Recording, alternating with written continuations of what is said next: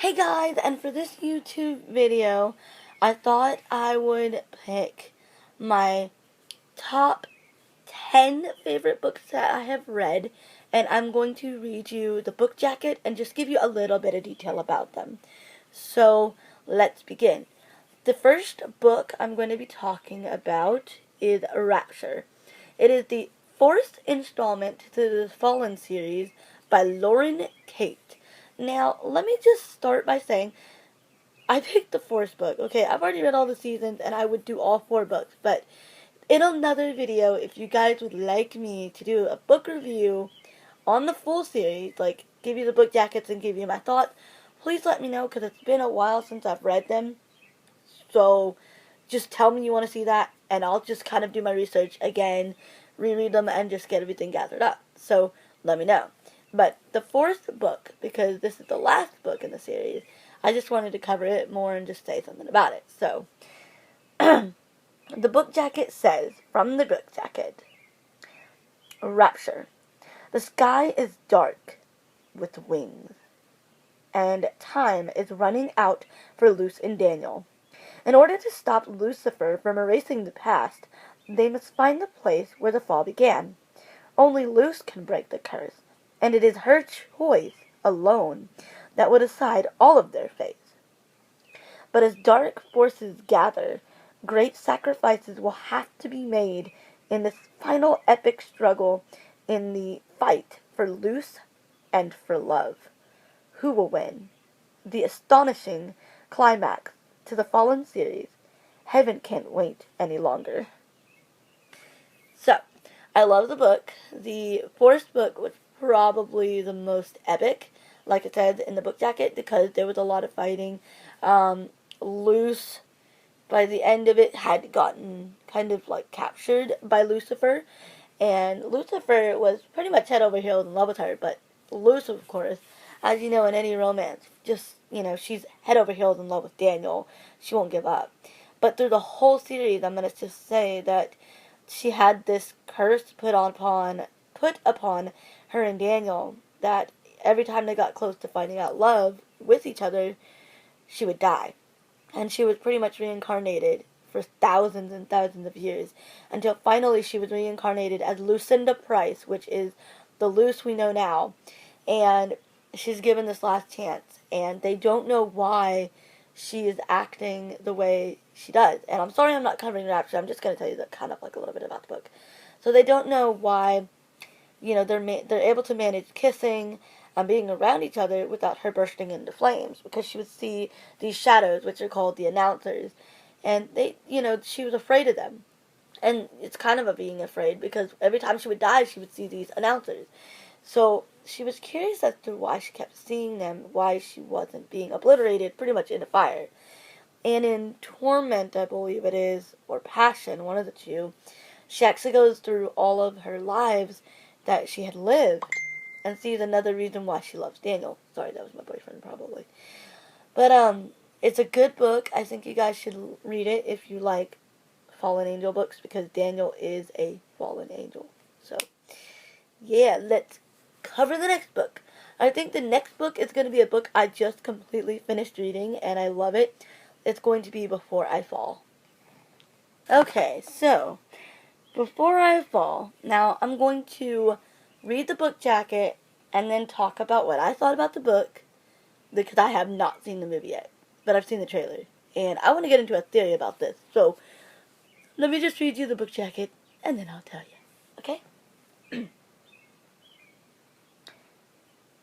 With this stunning debut novel, New York Times best-selling author Lauren Oliver emerged as one of today's foremost authors of young adult fiction, like J. Asher's 13 Reasons Why and Gail, I think, Foreman's If I Stay. And that is Gail Foreman. Okay. I love his book, and If I Stay is another good one, kind of like this one.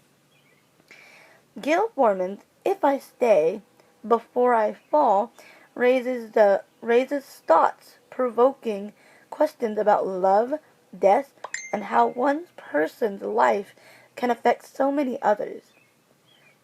For popular high school senior Samantha Kingston, February 12th, Cupid Day, should be one big party, a day of valentines and roses, and the privileges that come with being at the top of the social pyramid, and it is, until she dies in a terrible accident that night. However, she still wakes up the next morning. In fact, Sam lives the last day of her life 7 times until she realizes that by making even the slightest changes, she may hold more power than she ever imagined. Okay, so let's talk about this one. Okay, before I even heard about Before I Fall, I was on YouTube and just watching videos, and then that's when I came across the Before I Fall trailer. And the Before I Fall trailer was amazing. I think the first time I watched it, I fell in love with it, because if I see good movies like that, I fall in love with it. And pretty much when I saw the trailer, okay, I was ecstatic. I was in love with it. I was like, I have to see this movie. I have not seen the movie yet, so please do not spoil it. But pretty much the movie goes that she is in the car in one scene of the movie, and she says, "Watch out for the truck." And I didn't know who any of the characters was at the time. I didn't even know her name was Samantha, or Sam as they call her. So that was all learned when I read the book. But I watched the movie and I thought, or well, I'd seen the trailer and I thought, I have to see this movie. And at first I didn't know it was a novel. And so one day I was doing research and looking it up. And I think I was no, it was before I left for my Arkansas trip to go to Winter Jam, which I will totally try to put the video to the whole thing and stuff up on YouTube later. But pretty much Sam had, for what I gotten from the deal, she was in a car accident and killed. And that leads to my theory. I kept thinking before I read the book and did my research, she had to have died. And from the way it looked like, her life was repeating over and over. So I used Bard, as you've seen down below in another video that I did, How Blind People Read, or Some Blind People Read. I did a book review, or an app review on that. But when I first got the book on my app, and I started reading it, the first thing I noticed was it did say, right in the beginning, she dies in a car accident, because they read the book jacket first. And she dies in a car accident and has to live her life she has to live the next 7 days of her death over and over for 7 days. I'm sorry if that didn't make any sense. And I felt weird because, well, that's what I had assumed in my head. And I know that may sound stupid, but seriously, it's just what I felt. And I was reading this whole book through, and I was just like, why did I have a feeling that was coming? Why did I have a feeling this was coming? And another one of my weird talents is I can predict appearance, apparently, with books. I guess I have a really good imagination that when I hear a book description of a person in a book, I can kind of put what they look like in my head. And then the thing that creeps me out is when I go see the movie or see it on a picture, I'm like, oh, that's exactly what I envisioned it. And okay, this one was not one of those cases because, of course, I'd seen the trailer way before I even read the book. And when I read the book, I was like, well, this is an accurate description. And I'm pretty sure this book was out before even a movie. So that's the part that shocked me. And I was like, wow. I mean, I seriously do. I have that gift, and I don't know why. But Before I Fall is a really good book that I really want to check the movie out too. And this is one of those book/movies that I think even if they cut a couple scenes out or have different words and different scenes that aren't supposed to be in that scene, I'm still going to love the movie even though. And I love the book. I wish that Sam would have actually gotten to live and be with Kent, but I'm not going to spoil it. Guys, go get the book to that one and read, and we're going to get on to our third book. Okay, so the third book I'm going to read the book jacket to, and then describe it, and this is also a movie, is If I Stay. I mentioned it in my last book review before I fall on this video. So I'm going to read you the book jacket, and then I'm going to tell you my thoughts. Okay. Just listen, Adam says, with a voice that sounds like Cheffernel. I'm sorry if I don't read that word right. Okay, I'm sorry. I open my eyes wide now. I sit up as much as I can and listen. Stay, he says. Choices. 17-year-old Mia is faced with some tough ones. Stay true to her first love, music, even if it means losing her boyfriend and leaving her family and friends behind. Then, one February morning, Mia goes for a drive with her family, and in an instant, everything changes. Suddenly, all the choices are gone except one, and it's the only one that matters. If I Stay is a heart-achingly beautiful book about the power of love, the true meaning of family, and the choices we all make. Okay, so that book is by, I think it's, don't correct me on this one, I'm sorry. This is one of those moments I can't, my head blocks. Okay. Alright, yeah, okay. If I Stay is made by Gail Forman, and they are a very good author. Okay, sorry. Okay, this is my third book on my list because it's kind of similar to Before I Fall, and it actually is because they're both death experiences. Except for Sam experiences her death 7 times, and Mia only experiences once. And pretty much she's in this other world where she's actually here on Earth, but she cannot be seen by anybody because she's in ICU, and her spirit is roaming, or is trying to figure out if she should stay. And you just get flashbacks on her memory. Now, personally, to my preference, I liked the movie better. Okay? I liked the movie better.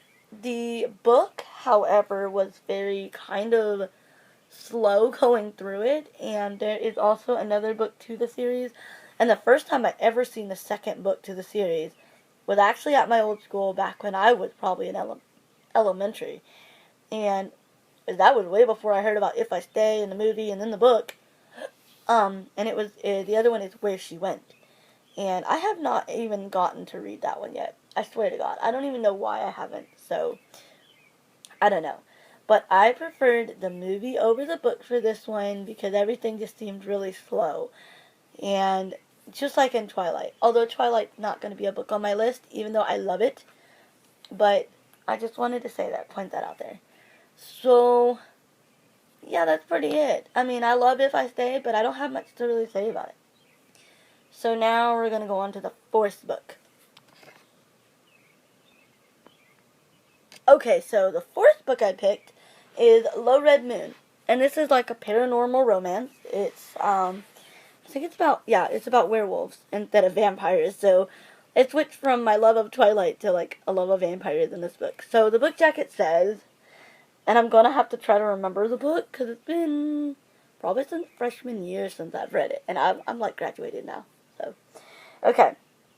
The only thing Avery Hood can remember about the night her parents died is that she saw silver, deadly silver, moving inhumanly fast. As much as she wants to remember who killed them, she can't.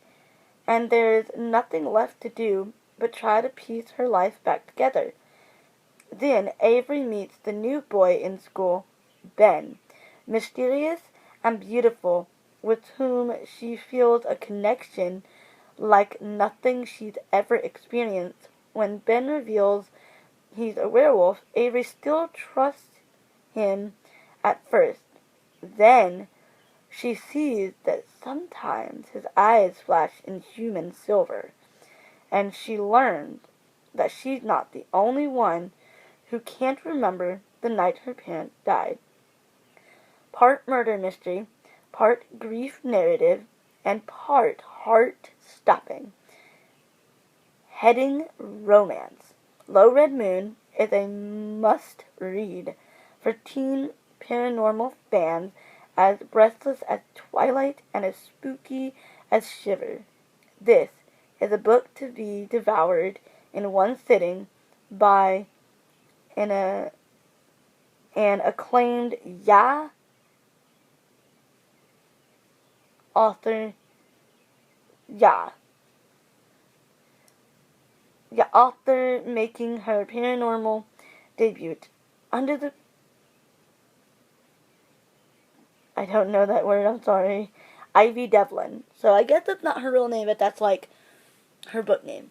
So Low Red Moon, from what I remember, is actually good. I actually have a hardback copy, but I don't think the book cover is on it.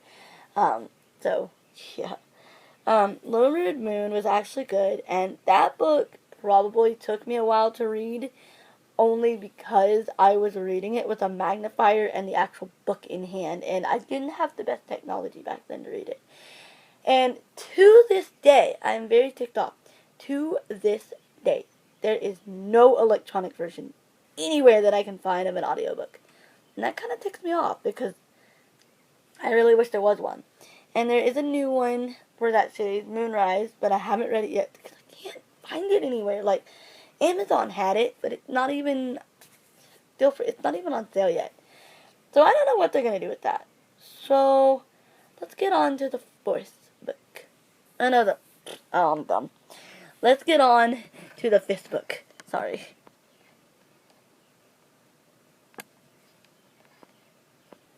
The fifth book I'm going to talk about / tell you the book jacket to is Cinder. Cinder is the first book in the Lunar Chronicles, and let me tell you, it's amazing. There are 4 books. Cinder, let me do this wrong again.